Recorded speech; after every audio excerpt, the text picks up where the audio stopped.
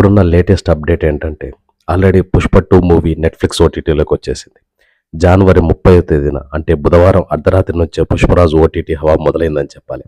తెలుగుతో పాటు తమిళ, కన్నడ, మలయాళ, హిందీ భాషల్లో అందుబాటులోకి వచ్చింది పుష్ప 2. యాక్చువల్గా ఈ సినిమా రిలీజ్ అయినప్పుడు ఈ సినిమా డ్యూరేషన్ 3 గంటల 20 నిమిషాలు. బట్ సంక్రాంతి తర్వాత రీలోడెడ్ వర్షన్ రిలీజ్ చేశారు.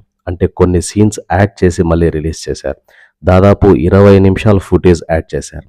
సో సంక్రాంతి తర్వాత వచ్చిన రీలోడెడ్ వర్షన్ డ్యూరేషన్ వచ్చేసి 3 గంటల 20 నిమిషాలు. అయితే ఇప్పుడు నెట్ఫ్లిక్స్ ఓటీటీలో రిలీజ్ అయినప్పుడు పుష్ప 2 మూవీలో ఇంకొన్ని సీన్లు యాడ్ చేసి వదిలారు. ప్రస్తుతం ఈ సినిమా డ్యూరేషన్ వచ్చేసి 3 గంటల 44 నిమిషాలు. అంటే రిలీజ్ అయిన వర్షన్తో కంపేర్ చేసుకుంటే దాదాపు 24 నిమిషాలు ఎక్కువగా ఉంది.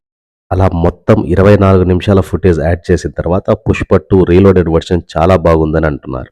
సినిమా విషయంలో వచ్చిన చిన్న చిన్న డౌట్స్కు ఇప్పుడు ఫుల్ క్లారిటీ వచ్చేసింది.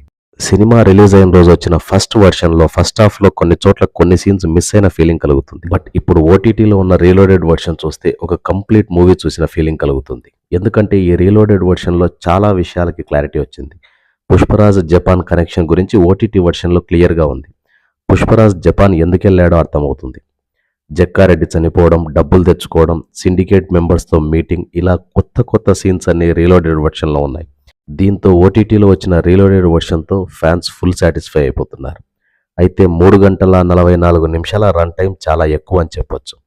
ఇంత హై డ్యూరేషన్తో మనం థియేటర్లలో ఈ సినిమా చూడడం కష్టమే. బట్ ఓటీటీలో అయితే చూసేయచ్చు. ఎందుకంటే సినిమా ఎప్పుడు కావాలంటే అప్పుడు పాస్ చేసి మళ్ళీ ప్లే చేసి చూసుకోవచ్చు.